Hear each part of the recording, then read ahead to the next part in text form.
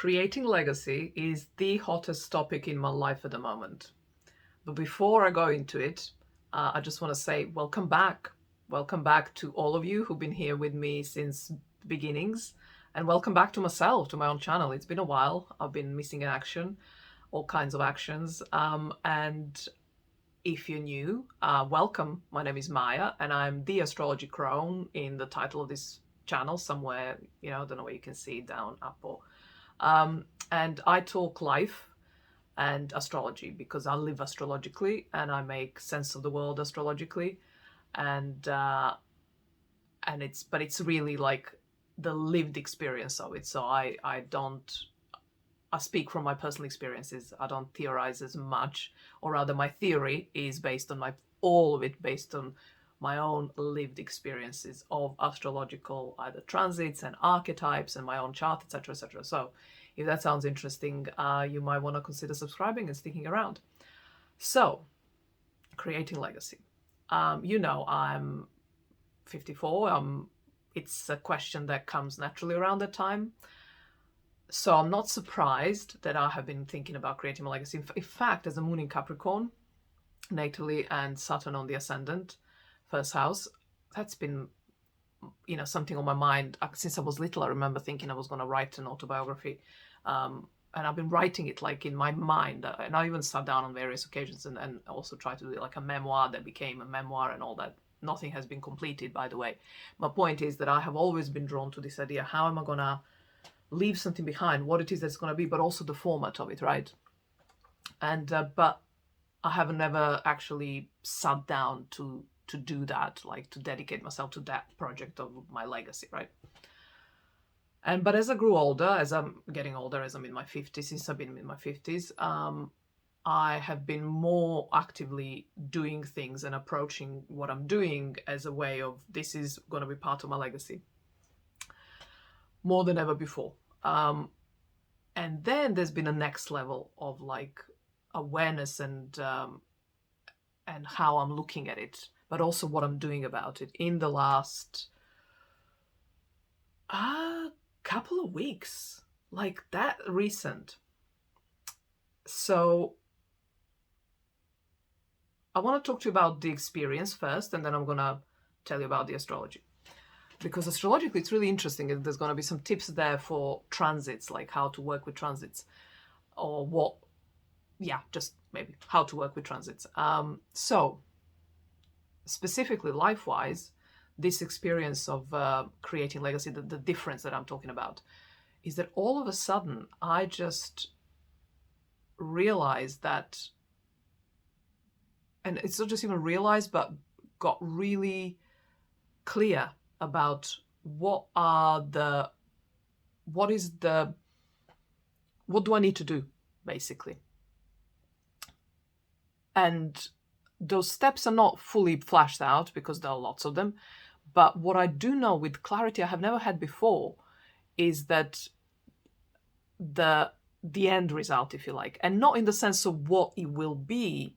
Okay, I know I'm skirting around talking in indefinites. So let me get specific.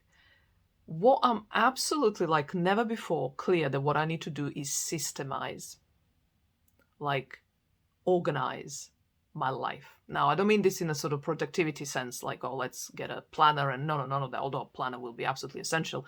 This is like looking back at 50 plus years of my life and systemizing and organizing my life in a way that will become my legacy. Now that so clearly and so clearly, I suppose there's no clearer way of putting it, has never happened before. I just knew different parts, and I knew I was making them towards, but it was like even memoirs in a way are a way of looking back and systemizing and kind of deciding, editing, and that's kind of organizing life. But this is next level. This is next level in the sense that it's not just the story of my life I'm looking to capture in a way that's digestible, that's organized, right? But it's my life philosophy. And that is that by definition needs systemizing, like to come up with a philosophy or to be clear about philosophy. You have philosophized or you have lived a certain way of life. But looking back on it, you realize it's a life philosophy you had. And that realization isn't new either. But I never really, because I knew like I would often use that in my speech, like in the way I speak to people and express myself, like, oh, my philosophy is like this, my life motto is like this. So I'm aware that I have a life philosophy. But it never occurred to me to actually, that is going to be one of the major pieces of my life, of my legacy, is my life philosophy, which will heavily include astrology. It probably will be a separate whole tom of a series of books on astrology only and life. Astrology and life, never just astrology. But yeah, and it was like, whoa. So I just was faced with this huge job, which partly overwhelms, really does. But that's, again, identifying it as such is half a job done, or maybe 1/3 of job done.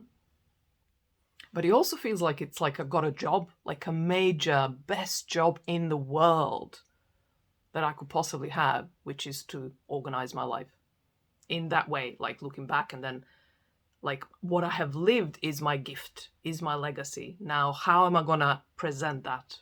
I mean, it's like, oh my God, it's amazing. I'm just so, yeah, partly stuck in the, like I said, it's like, where do I go? How do I begin? Like, but at the same time, it's like the best stuckness I have ever experienced probably my whole life.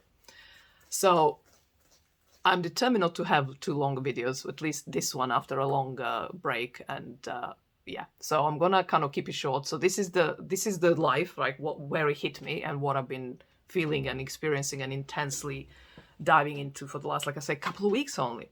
But obviously, as I've been considering astrology and what's going on and why all of a sudden this clarity and this also, excitement, but it's the clarity, and with clarity comes excitement, for me at least, well, for most of us, I'm sure. So astrologically speaking, what's been going on? I have a second Saturn return coming up in about 5 years, 60 months, which is a big milestone. Like I had one, we all have two. Well, we all nowadays will have at least 3, I think, and some generations might even have 4, which will be, oh no, it won't be. Sorry, I was trying to figure something out. So I have that coming up in the 5 years. So this is definitely my, big chunk of my legacy will be done by then. But so because of that, I was looking at, and so generally legacy question is a question of Saturn, also your 10th house, your MC and Capricorn, but first and foremost your actually 10th house and your MC, and then Saturn, and they're ruled in my case by Saturn. So if you have 10th house and MC in different signs, then Saturn, meaning ruled by Saturn, then ruled by Saturn. So if you have MC and 10th house in anything but Capricorn or Aquarius, then you will be looking at that planet as well. For me, they're both Aquarius and Capricorn, therefore ruled by Saturn, but also Uranus. So I was looking at Saturn because it's legacy and it's my second Saturn return coming up. So that's why I was reducing it down to Saturn. And so one way to look at Saturn returns is obviously to look back on I will have a video on actually that, I revamped. I think I used to have one and then I wanted to update it rather.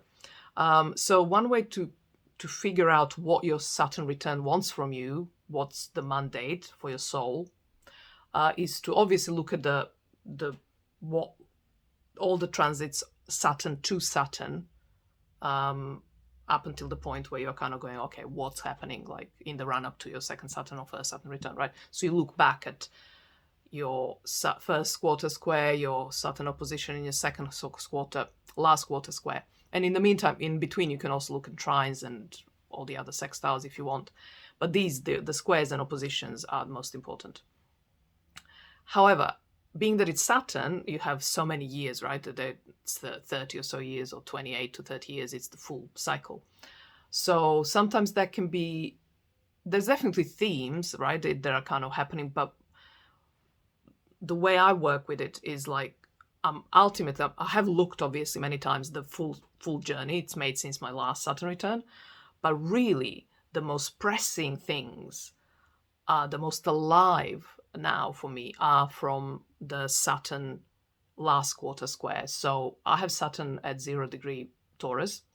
So the last quarter square before, so it's the last time it's squaring my Saturn transiting Saturn, squaring my Saturn, is when it's in Aquarius, because after that it's going through Pisces, Aries, and then it's going to make contact with my natal, which would be my second Saturn return. So you're looking at the last quarter square of your Saturn transiting your Saturn, if you're planning for your Saturn return, whichever number of that return it is. So interestingly for me, that square, last square, was really ominous and surreptitious, I think is the other word, which was at the time the Saturn was conjunct transiting Jupiter at 0° Aquarius, and so the two together were squaring my natal Saturn.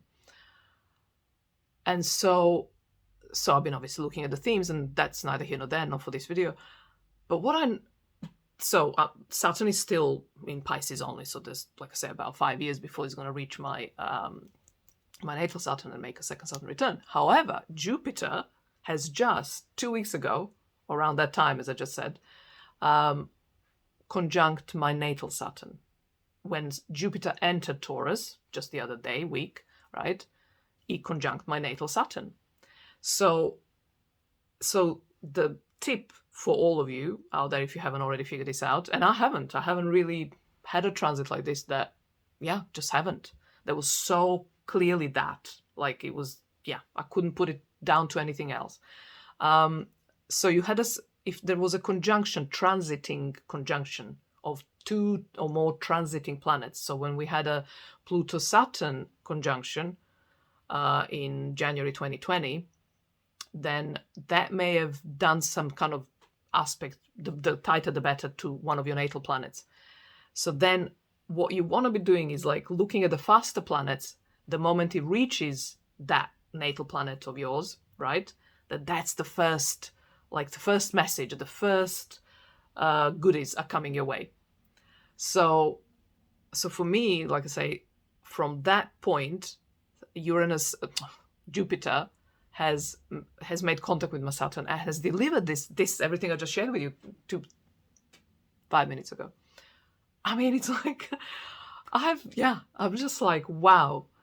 And so then you look at a planet, and so in my case, obviously, we have the whole piece about legacy and giving structure to life, and then producing things, material things, books, products, courses, art, obviously, in my case, and whatever else.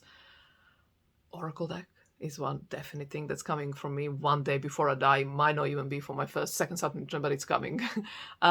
So that's Saturn, right? So you're looking, so that's covering Saturn, part of this whole journey, astrologically speaking. But then there's Jupiter, and what is Jupiter? Jupiter, I mean, this was just like systemizing. So Jupiter comes after, or rather the archetype of Jupiter, Sagittarius, 9th house, right? Come after Scorpio, 8th house, where am I? And then Pluto, right? In terms of planets as per sign and as per house, what they rule, right? And so this is what I always say this, because I love this about Jupiter or Sag or 9th house, is that it comes after the 8th. And of the hell, our internal hell, our 8th, Pluto, Scorpio, right? Tower, tarot card Tower, I don't think Pluto isn't Tower, but Mars is. So Mars is a traditional rule of Scorpio and 8th house, therefore. But so it's like we just disintegrate, we just transform this being, the hell happens and everything, breaks loose and all that stuff. And so after all that, we come to the 9th house to make sense of it. But to make sense of it, to organize it, to systemize. I mean, Jupiter, Sag, 9th house are systems, like systems of thought, schools of thought. That's education is another kind of thing that you probably know of, Jupiter, Sag, and 9th house, right? Themes. So that's where my clarity and this like the job just landed, job description for me just landed. This is what you need to do. You need to systemize and and organize and produce your life's philosophy, your, like, why you lived the way you lived, right? Why you lived the way you lived, and then what are the consequences of that, and what are the lessons? I mean, it's, and then teach like literally, maybe, I don't know, but certainly by way of having books and people reading. I mean, it's like, I don't, like I said, memoir was always something I was gonna write one day, even if it was art was also gonna be something I was gonna, I mean, I already have art pieces that are gonna outlive me, but I never really thought of like my life being a lesson in itself, like a school, like a teaching in itself, as a philosophy. I'm trying to think of words so not to repeat myself. That's what I'm like. None of them really. It's philosophy, really, isn't it? And that's Jupiter, right? I mean, of course.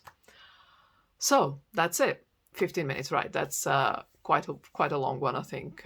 For not for me. If you've been here a while, you know that they can be very long, and they're not going to be that long.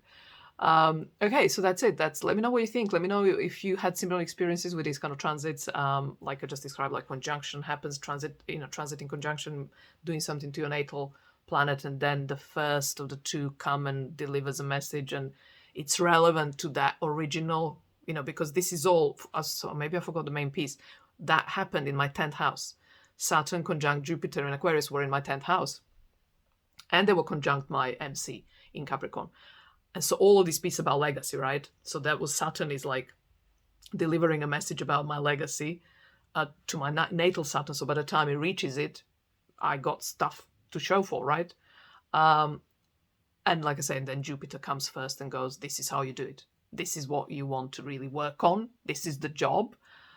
So when the Big Daddy comes in April 2028, then you'll have you'll have so much. Okay. All right. Thanks for sticking around. And if you're, like I say, new and you subscribed, welcome. Thank you. I'll see you soon again. Yes, I'll be far more frequent now.